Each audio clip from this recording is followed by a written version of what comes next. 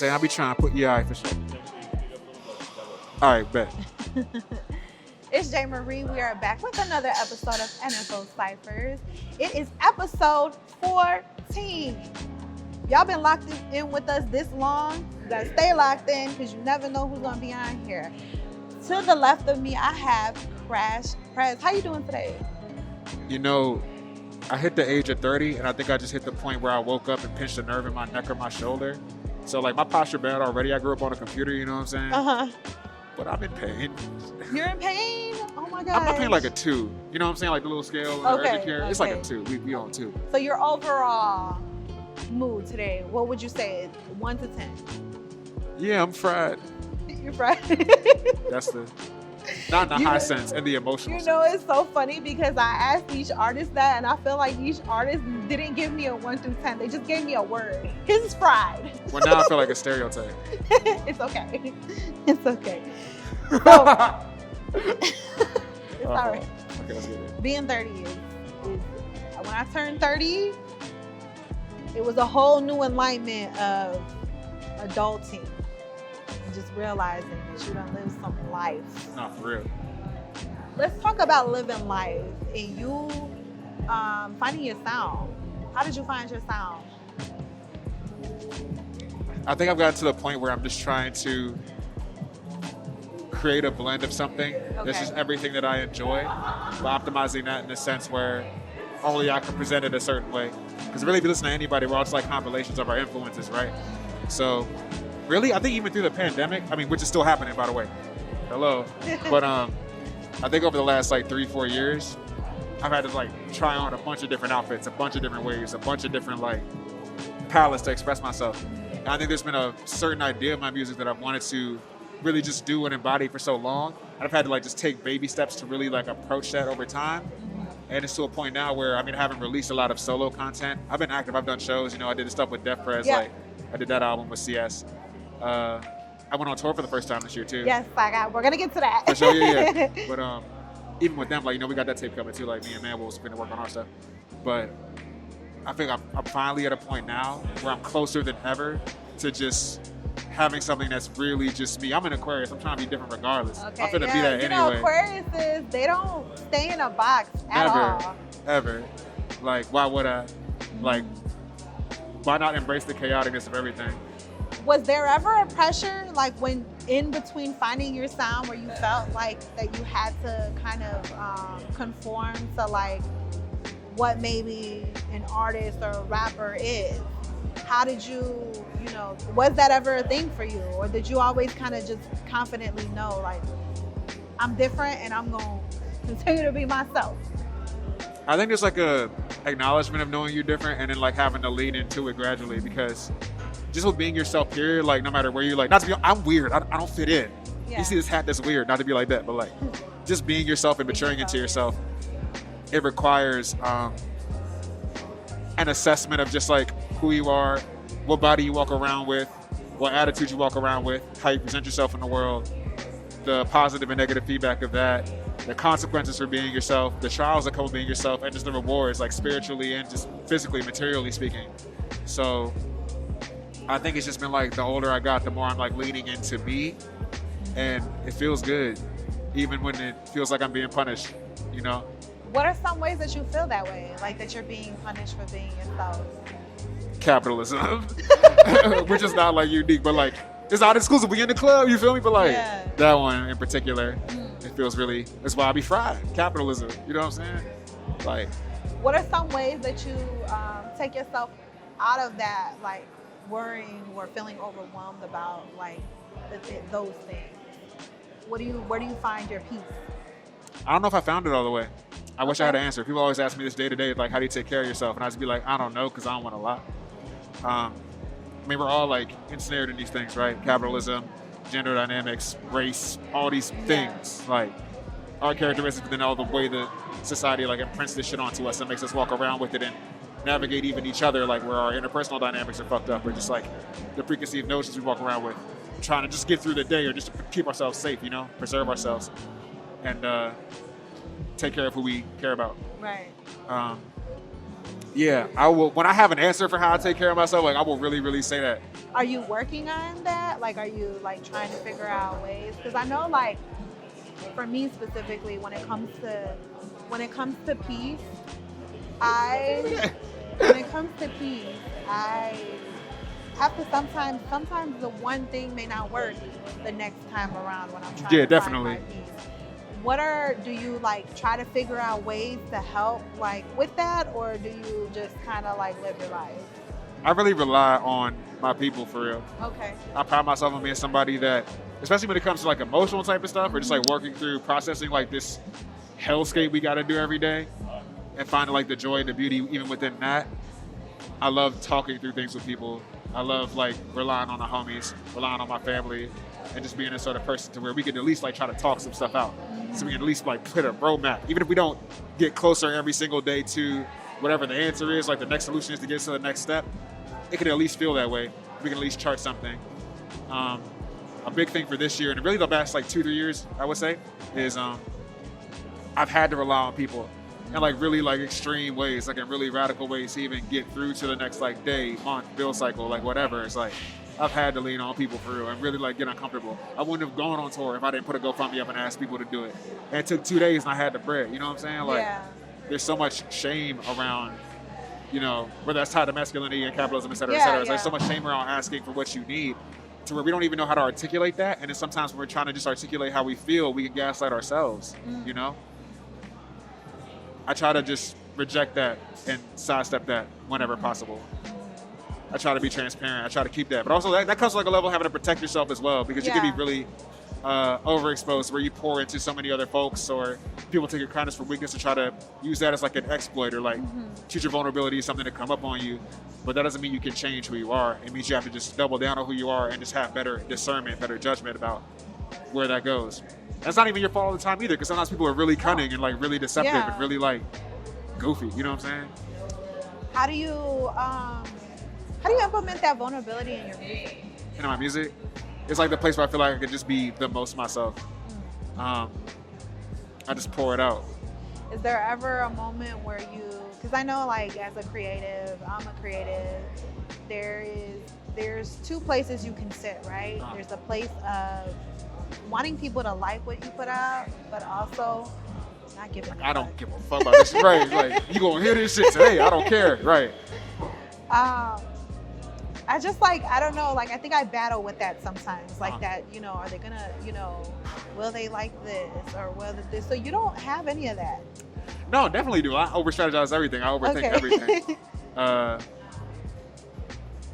think at the end of the day, like, when I put out music, I think the ultimate goal for me, like outside of like, you know, like material concerns or capital concerns, I want to just give the world the energy that I feel like my favorite music, my favorite shows, my favorite whatever, like gives to you. Yes, and that's like I love the core that I operate from. Really, like even when I'm just like popping it live or doing whatever, it's like I try to go in this booth knowing like it's a version of me that exists somewhere that probably need to hear me for real. And if I thought about who I was I'm 30, so it's like if I think about myself at 13 when I was first picked up a microphone, or 2021 really trying to figure it out, I think always about these people and these pillars and these albums and these moments and these tours and all that really like pours into me energetically, to where I really feel like it's restorative. Like this is where rap really feel like church to me sometimes for real. Like, wow. Like really, so for all its bullshit and its nonsense as well, you know what I'm saying? Like the church is full of like dickheads and people who are vultures and predators and shit, you know? Find the things that feed your soul. What's that? You find the things that feed your soul. Yeah, and I try to like pour that back out, because like I can't be no other way. I mean, there's a lot of other considerations that I could, to your point about conformity, right? I felt like even after NFO, like that record was done for like a year before we put it out. And the oldest record, Cypher, that was before lockdown. We made that, you know what I'm saying? We had a couple sessions to really work towards that, me and Def and Nose the Top. And there is a route where if I put that out, we got all the attention that we got because closed sessions helped distribute it, like put money behind it. And we got like the Rolling Stone look and the Pitchfork look and all that. There is a version of myself where I could take that momentum and just continue to make music that sounds just like that lane and collaborate with people that I know in that lane and build it that way. But I'm not really concerned with just doing things that make sense. I'm doing things that make sense to me, and I wanted to just like be as myself as possible. And I don't want to just capitalize on something just because it's working if it's not feeding me spiritually, because it'd be disingenuous. And even if I get like the material results that I want, I'm not going to be satisfied. And if I'm not satisfied with what I'm putting out, what's the point? How do you, because I know you mentioned earlier about capitalism and how that affects you. How do you find that balance between knowing, okay, like your purpose? I'm a true believer in your purpose, and your talent will make room for you to make money, right? But how do you like find your way between balancing that, like that aspect of like, I don't care, I'm gonna make music that feeds me energetically, feeds my soul. But then there's a flip side of that, which is a business. You have to interact with the marketplace, right? Okay. That's why we doing interviews, you know what I'm saying? Type shit. So like, yeah. So is there ever a point in time where you like, I'm just thinking about it from the aspect of like navigating that, because it's like you can put something out creatively and it does wonders as far as like maybe it's a great piece of work, but on the business aspect, it's not, maybe it may not make money. Story of my life thus far. So how do you find peace in that? I always have another opportunity. Okay. Even when it's not monetary or even like analytically, like something that I keep getting reinforcement on just through like life and through spirituality or whatever it is. Like every time I'm like, man, fuck this shit. Or like, man, like these ain't trying to hear me for real. Like I've been doing this shit forever. Like how much more do I got? Like how much more hold on, just hold on do I got? And then every time I like vocalize that, even think that and let that anxiety like build up and play out in my life, I find some level of external reinforcement in my life where somebody will pop out the woodwork like, bro, I really fuck with you. Or, like I'll come across somebody that I really respect and they heard my shit, you know what I'm saying? Like people like are niggas' favorites right now, you know what I'm saying? They listen to me. And that's without big management teams or marketing budgets or nothing. That's off me and social media and my community and putting in work for real. And it's always been like that. It's so hard too, like to find that space of like talking yourself down off the ledge of things, like when you, because you have moments of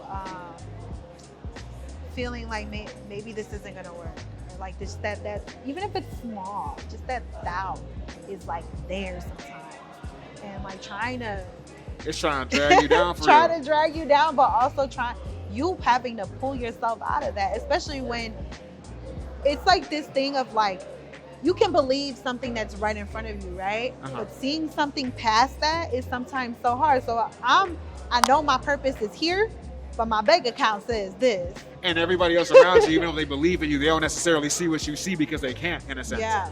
They can believe it. They may not even know how to support you effectively. Because like if you're doing something like you charting a certain path that like no one around you is really doing, how would they know for real? Right. Like they're just like, you need to be focused on that instead of trying to do that. And it's like, this is the trade-offs, right? These are the consequences of these things, you know? Do you, with you being 30 and you having, you know, I know that for me, for instance, when you tell an older generation or a generation that maybe has looked out for you, raised you, this is what I'm doing, and it's in the creative space, they look at you like, that's not a real job.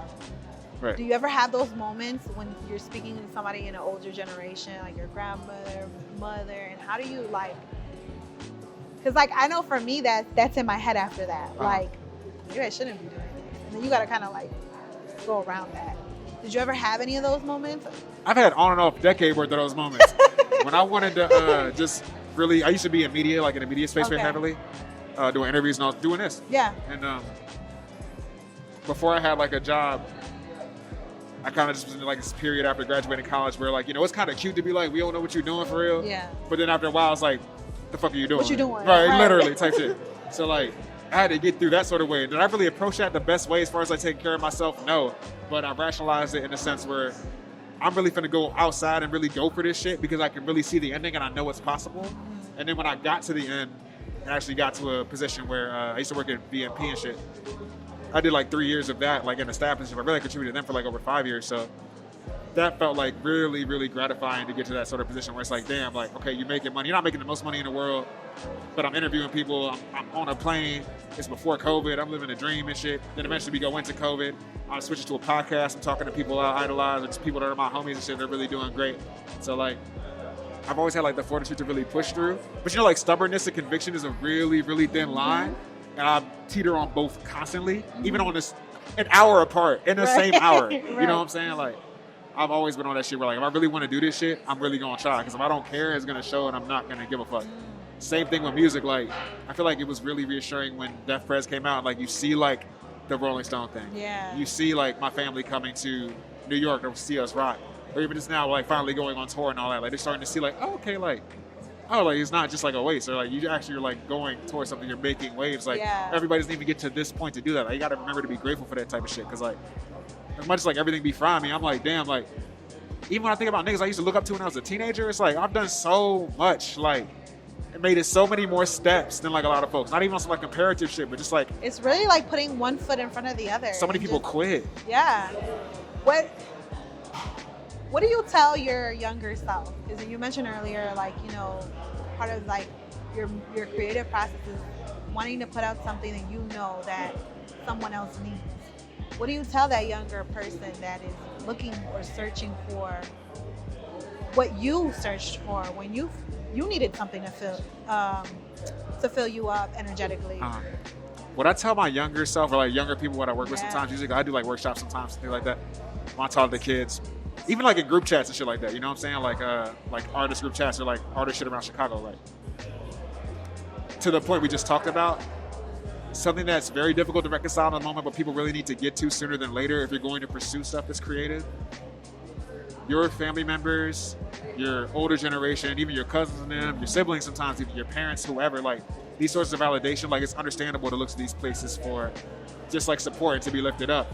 But these folks may not understand what you're doing, as I said, but they may not also even know like the benchmarks to hit to even like show that it's indicative of progress. Yeah. You know what I'm saying? Like it took like the old guard sort of thing for people to be like, okay, like it's cool, but like they don't know what certain things mean. They still think like, oh, are you finna be on the radio? You finna be on TV? Like, you finna get a billboard hit? Like, it's such a wide world beyond like just an archaic version of like what they got going on, because like, you know, they 40, 50, 60 years old. They're not tapped in with this sort of thing. So like, how would they really know how to show the love unless you're gonna take the time to really explain it to them, which also is a valuable thing too. But when you're young really, and like, I know you could be a teenager and like get real money and shit. I was texting my homie Matt Vest about this shit. He was saying like, damn, like I listened to Layla, you know, like Mos Def's daughter. Like not to put her in that box, but like, you know, like Layla, she had her mixtape, right? Yeah. And he was like, I'm rocking with the Layla mixtape. I like that shit too.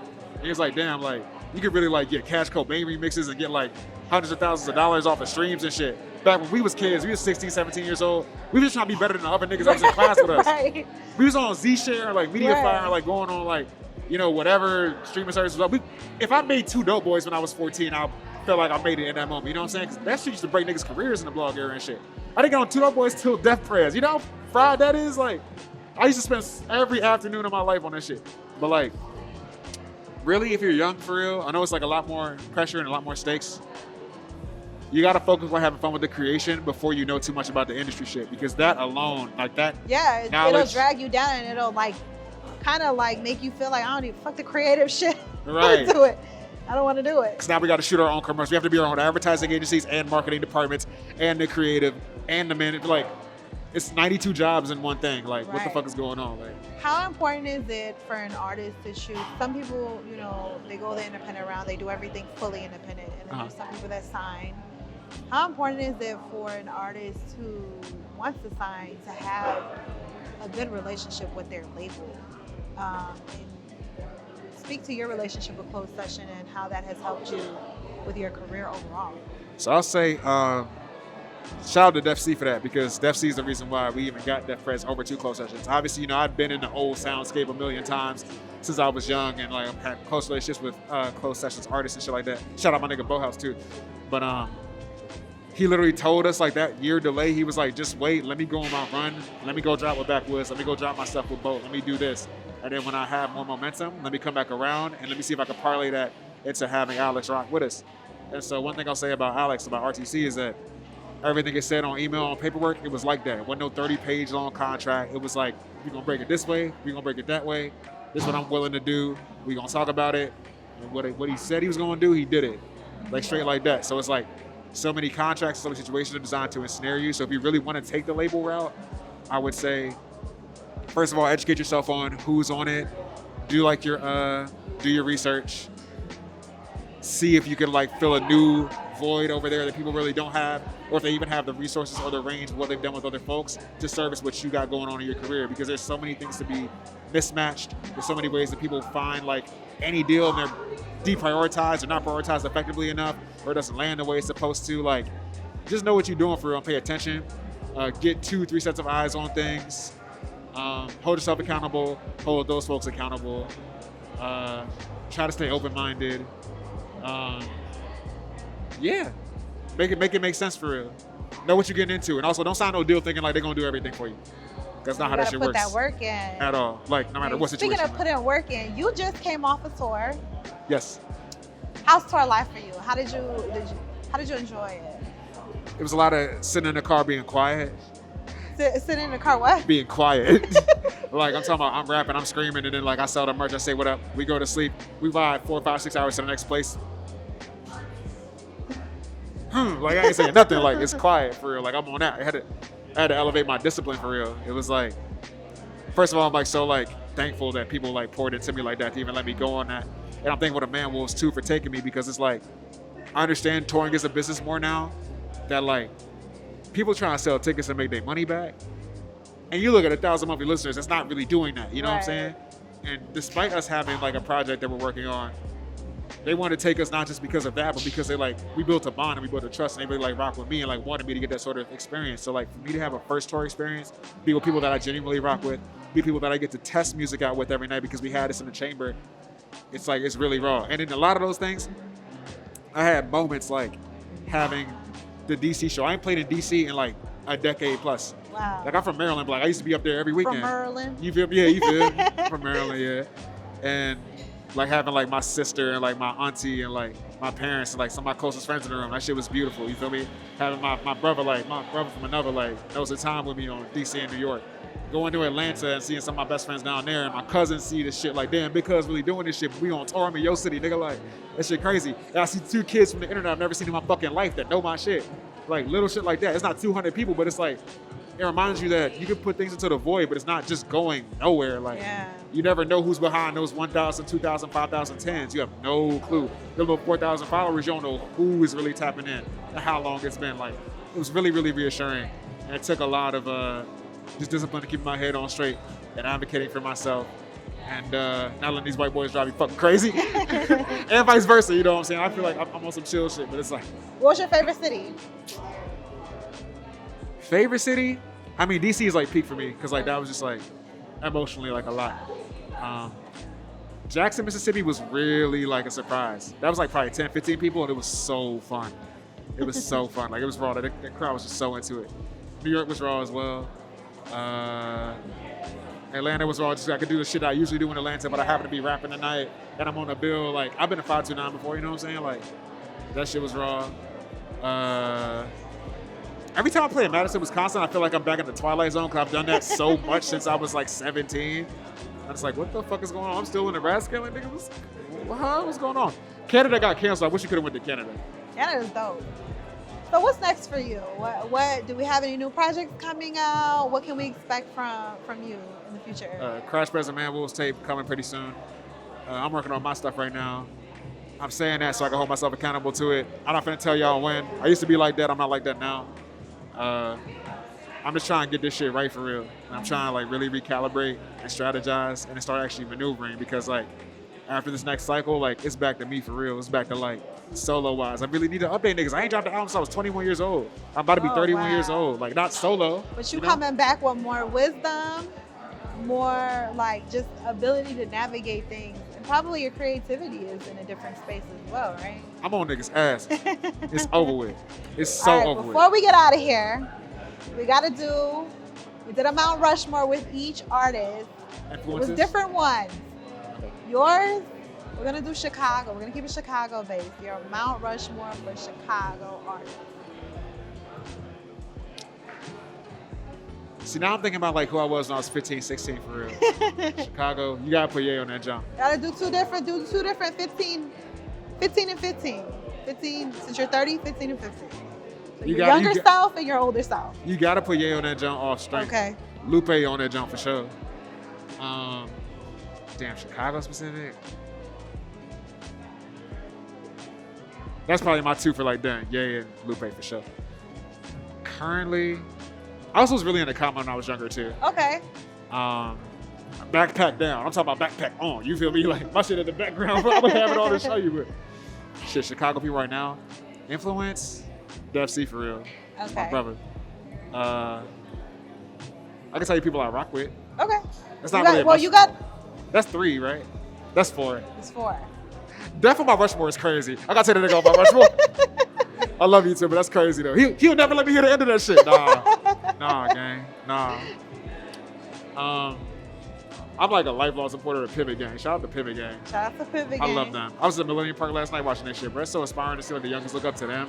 Because I remember they used to say YCA and shit. You know what I'm saying? Shout out to Pivot Gang. All right. Thank you. Also, shout out No Name too. Shout out No Name. Crazy.